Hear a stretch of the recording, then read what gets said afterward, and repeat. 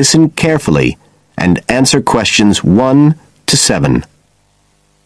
I'm interested in doing some work for the library. Are you the person to speak to? Yes. Right. Well, what sort of work are you interested in? Well, I've just come to live here in Australia. I don't want a full-time job until my children have settled down, but I really need to get out of the house a bit. And I heard you need voluntary workers for various projects. Right. But I don't know if I have the right skills. Well, we do provide training. Oh! We always include an orientation to the library, together with emergency procedures. That's fire regulations, emergency exits, first aid so you can cope with accidents or sudden illness. Things like that which are necessary for anyone who's working with the public. Then we give specialist training for particular projects, like using our database system. I do have quite good computer skills, in fact. Great. Is there any sort of dress requirement? Well, all staff have to wear a name badge, so they can be identified if they go outside the staff-only areas. But apart from that, there aren't many regulations. We ask you to sign in and sign out for insurance purposes, but that's all. How about transport? Do you live locally? Well, not too far away. I'm at Porpoise Beach. My husband needs a car during the day, but it's only about 20 minutes on the bus. In fact, we can reimburse part of your travel expenses in that case. Oh! Would that be the same if I came by car? No, because parking is such a problem here. One thing we are looking for, though, is someone who can drive a minibus. No problem. So, do the projects involve going outside the library? Some, yes, but not all. We've just finished one which involved working with photographs taken of the area 50 or 100 years ago. It basically involved what we call encapsulation. Putting them in some sort of covers to keep them safe? Exactly. It's time-consuming work, and we were very grateful to have help with it.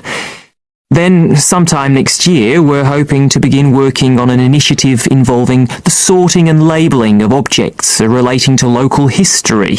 We'll be needing help with the cataloguing. Oh, I'd definitely be interested. How about at present? Well, we have a small team who work to support those who are unable to read. Working with the blind? Yes, or other groups who have reading difficulties. We provide volunteers with equipment so that they can take books home with them and read them aloud onto CDs. We're gradually building up a collection that can be lent to those who need them. I can see it would be useful, but I'd really like to do some sort of work where I can get the chance to meet people. How about reading stories to children? That's done by our regular staff. But we do have another project. It's a very long-established scheme which involves helping those who are unable to have direct access to the library. Oh, I noticed someone with a trolley of books when I was at the hospital last week. That sort of thing. That would have been one of ours, yes. It's one of our most popular services. Lots of people who wouldn't dream of going to the library normally, or when they're at home, borrow a book when the trolley comes round the ward. I can imagine. Yes, I'd definitely be interested in that. Right, so how do I enrol? Well, we do ask all volunteers to commit themselves to a regular period each week. Well, I could probably do 5 or 6 hours. Oh, be careful not to take on too much. But we do need someone for a couple of afternoons, from 2 to 4, so 4 hours altogether. That sounds fine. Before you hear the rest of the conversation, you have some time to look at questions 8 to 10.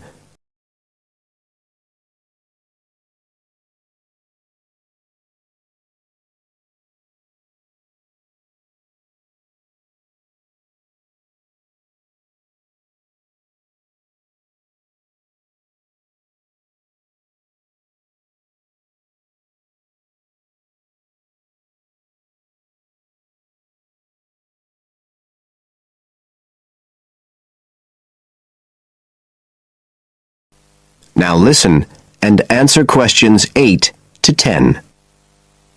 Right, so here's the application form. It asks the usual questions, name and address and telephone number. You also need to fill in details of who we should get in touch with in case of any accident or problem like that. We do need to have that filled in. And there's a space for date of birth, but that's only if you're over 75, so we won't worry about that. No. Oh, it asks for qualifications. Do I need to provide certificates? They're not necessary. We'll need the names of 2 referees, not relatives or family members, obviously. What else? Signature of parent or guardian. That won't be necessary, as I assume you're over 18. Yes. What's this? It says civil conviction check. That's a document we have to provide by law for those working on projects involving children, so we won't need it in your case. But you will need to sign this separate document. That's a copy of commitment. It's basically an agreement to work according to the library guidelines.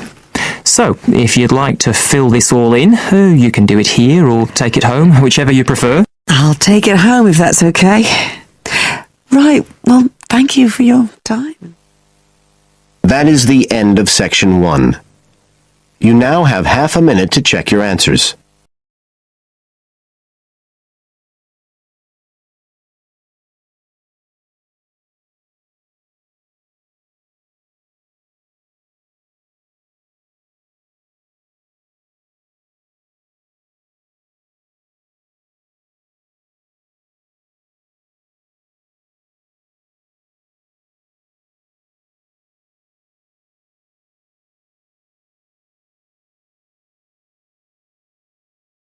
Now, turn to Section 2.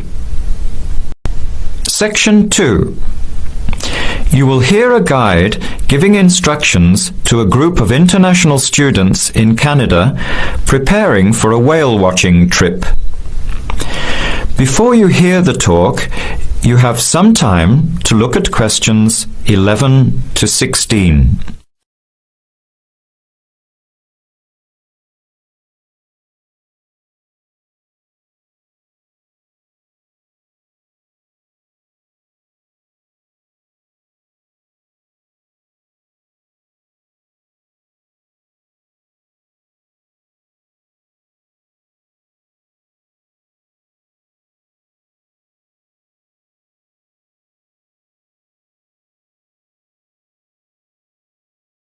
Now listen carefully to the first part of the talk and answer questions 11 to 16.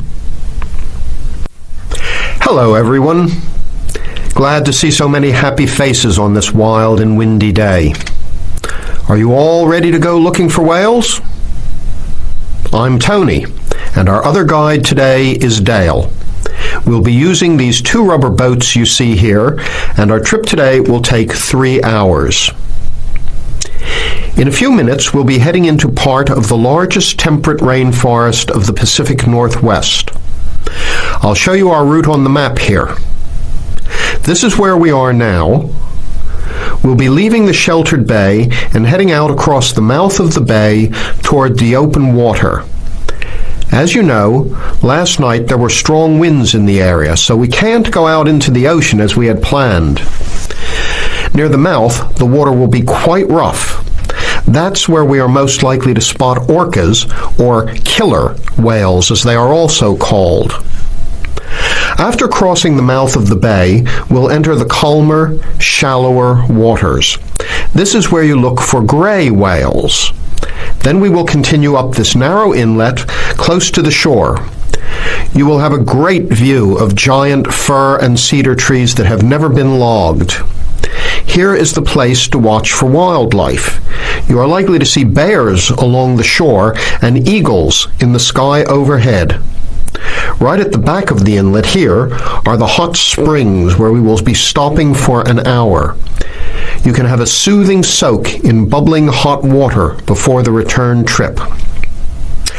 I'll tell you a little bit about the whales now, because with the noise of the wind and the engine, you won't be able to hear much out there. As we head out in the boat, we will probably see dolphins first. They are a gray color and quite small, 1 to 2 meters long. They will swim right beside the boat. racing along and sometimes jumping out of the water just ahead of us. They swim very fast, and they are playful and curious. They're really fun to watch. The next ones we'll see are orcas, or killer whales, which are actually members of the dolphin family. They are 7 to 8 meters long, very fast, and they have sharp teeth. Some stay in these waters all year round. We identify them by the distinctive black and white color.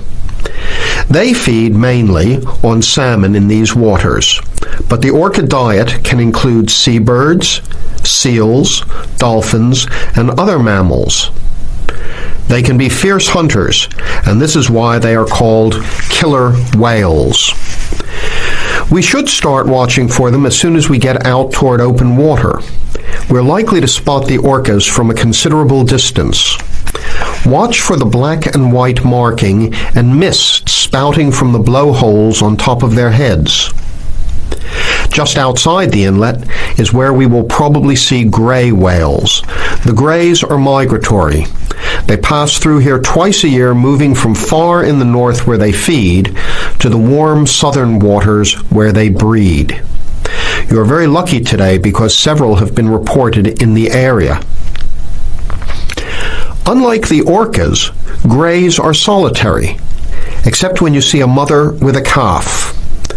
The gray whales are much longer and heavier than the orcas, 14 meters long and weighing up to 30 tons. The gray whales are filter feeders, gathering tiny ghost shrimp from the sand at the bottom. We recognize grays from their tail fins because each one is different. Once we find the whales, we'll come up as close as we can safely. We are allowed to approach the whales no closer than 50 meters, but that feels pretty close when you are in the presence of animals this big. You'll see mist coming out of the blowholes when they breathe out, and you'll hear a loud hiss.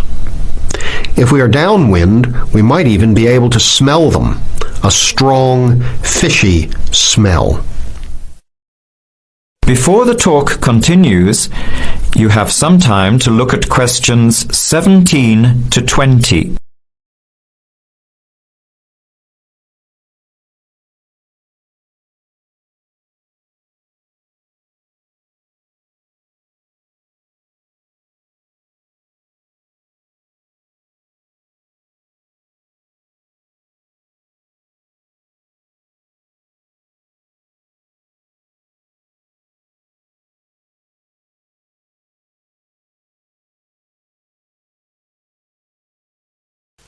Now, as the talk continues, answer questions 17 to 20.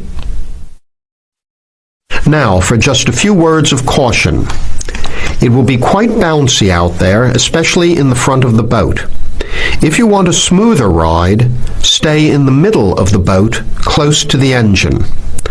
Hold on to the ropes and keep an eye on any big waves. Be alert so you don't get thrown out of the boat. In case of an emergency, you are all wearing survival suits. They'll keep you warm and dry in or out of the water. They are bright orange for visibility. The water temperature is around 8 degrees. Without these suits, you would only last a few minutes in this cold water. With these suits, your survival time is increased dramatically. They will keep you upright in the water even if you can't swim. But we don't expect anybody to end up in the water, so don't worry. Now, are there any questions? I'm afraid of getting seasick. Right. I was just coming to that. If you think you might get seasick, take one of these patches and put it on your arm at the wrist, like this. It works on pressure points of the body and will relieve seasickness without the drowsiness you can get from pills. Are there any other questions? All right then, let's start loading up the boats. We leave in 5 minutes. That is the end of section 2. You have half a minute to to check your answers.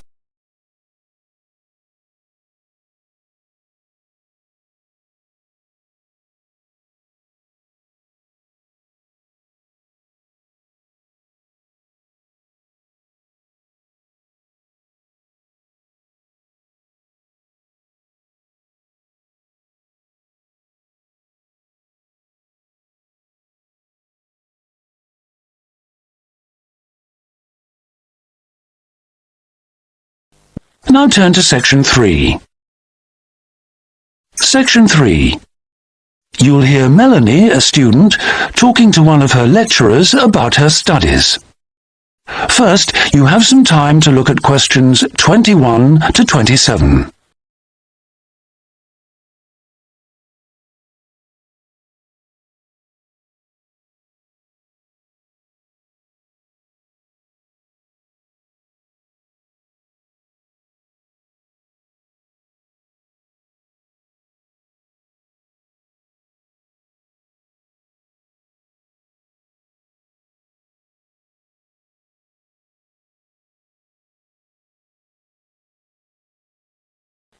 Now listen carefully and answer questions 21 to 27.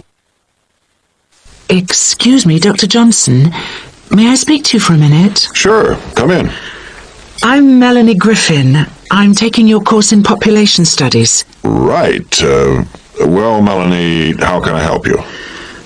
I'm having a bit of trouble with a second assignment, and it's due in 12 days. What sort of trouble are you having? Is the assignment question a problem? Well, that's part of the problem. I've been having trouble getting hold of the books. I've been to the library several times and all the books are out. Sounds like you should have started borrowing books a bit earlier. Well, I had a really big assignment due in for another course, and I've been spending all my time on that, and I thought... You might get an extension of time to finish your assignment for me?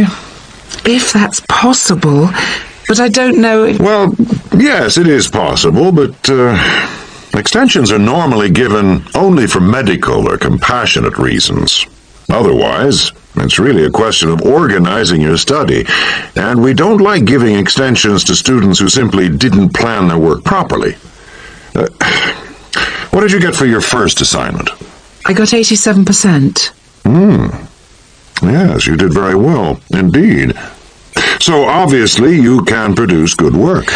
I don't think I'll need too much extra time, as long as I can get hold of some of the important references. Well, since you did so well in your first assignment, I'm prepared to give you an extra 2 weeks for this one. So that'll mean you'll need to submit it about a month from now. Oh, thank you. Now, what about the reading materials? Have you checked out the journal articles in the list? No, not yet. There were about 20 of them, and I wasn't sure which ones would be most useful or important. Well, they're all useful, but I don't expect anyone to read them all because a number of them deal with the same issues. Let me give you some suggestions. The article by Anderson and Hawker is really worth reading. Right, I'll read that one. You should also read the article by Jackson, but just look at the part on the research methodology, how they did it. Okay, Jackson. Got that. And if you have time, the one by Roberts says very relevant things, although it's not essential. So, okay, if it's useful, I'll try and read that one. Now, the one by Morris, I wouldn't bother with that at this stage if I were you. Okay, I won't bother with Morris. Oh, now, someone told me the article by Cooper is important. Well, yes, in a way. But just look at the last part, where he discusses the research results. And lastly, there's Forster. I can't think why I included that one. It's not bad, and could be of some help, but not that much. Before you hear the rest of the conversation, you have some time to look at questions 28 to 30.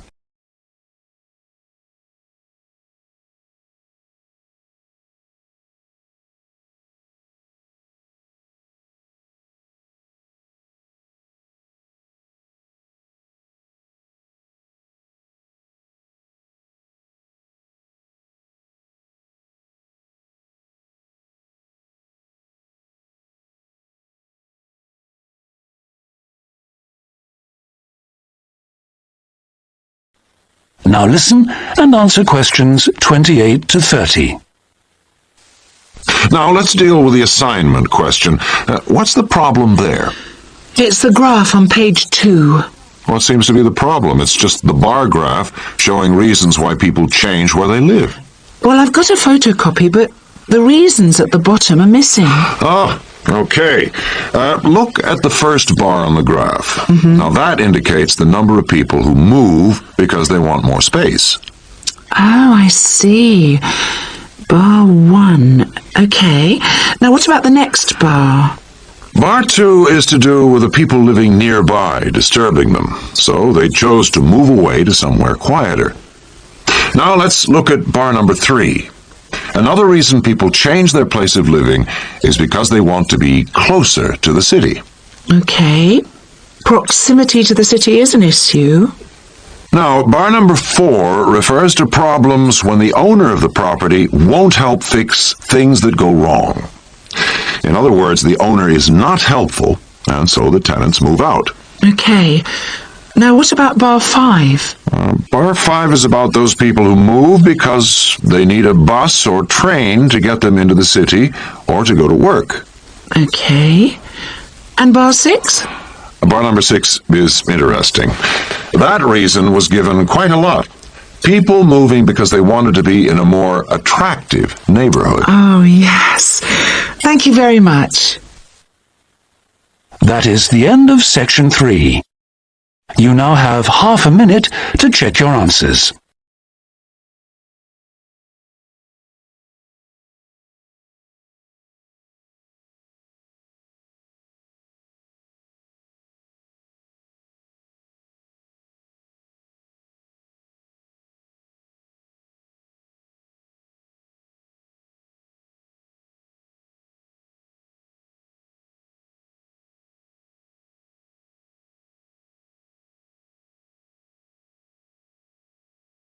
Now turn to section 4. Section 4. You will hear a woman giving a talk at a popular science convention. She is describing research into artificial gills designed to enable humans to breathe underwater.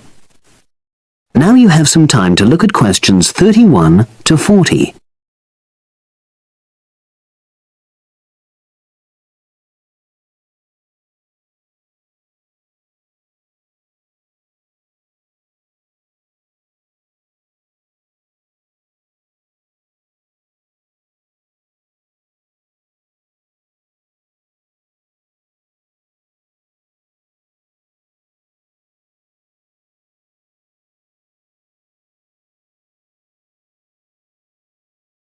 Now listen and answer questions 31 to 40. In my talk today, I'll be exploring the idea of artificial gills. I'll start by introducing the concept, giving some background and so forth, and then I'll go on to explain the technological applications, including a short, very simple experiment I conducted. Starting with the background. As everyone knows, all living creatures need oxygen to live. Mammals take in oxygen from the atmosphere by using their lungs, and fishes take oxygen from water by means of their gills, which of course in most fishes are located either side of their head. But human beings have always dreamt of being able to swim underwater like the fishes, breathing without the help of oxygen tanks.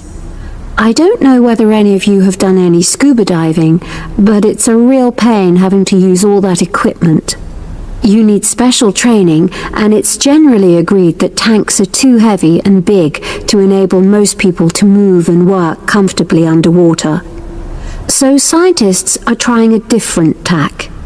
Rather than humans carrying an oxygen supply as they go underwater, wouldn't it be possible to extract oxygen in situ, that is, directly from the water while swimming?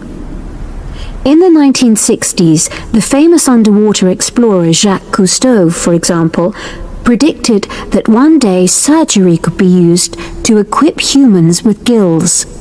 He believed our lungs could be bypassed and we would learn to live underwater just as naturally as we live on land.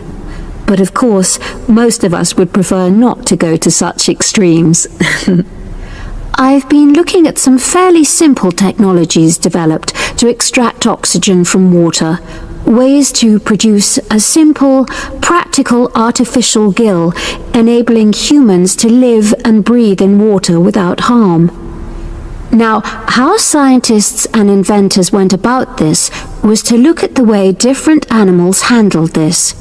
Fairly obviously, they looked at the way fishes breathe, but also how they move down and float up to the surface using inflatable sacs called swim bladders. Scientists also looked at animals without gills, which use bubbles of air underwater, notably beetles. These insects contrive to stay underwater for long periods by breathing from this bubble, which they hold under their wing cases. By looking at these animal adaptations, inventors began to come up with their own artificial gills. Now, making a crude gill is actually rather easy, more straightforward. You take a watertight box, which is made of a material which is permeable to gas, that is, it allows it to pass through inwards and outwards. You then fill this with air, fix it to the diver's face, and go down underwater. But a crucial factor is that the diver has to keep the water moving, so that water high in oxygen is always in contact with the gill, so he can't really stay still. And to maximize this contact, it's necessary for your gill to have a big surface area. Different gill designers have addressed this problem in different ways, but many choose to use a network or lattice arrangement of tiny tubes as part of their artificial gills. Then the diver is able to breathe in and out. Oxygen from the water passes through the outer walls of the gill, and carbon dioxide is expelled. In a nutshell, that's how the artificial gill works. So, having read about these simple gill mechanisms, I decided to create my own. I followed the procedure I've just described, and it worked pretty well when I tried it out in the swimming pool. I lasted underwater for nearly 40 minutes. However, I've read about other people breathing through their gill for several hours.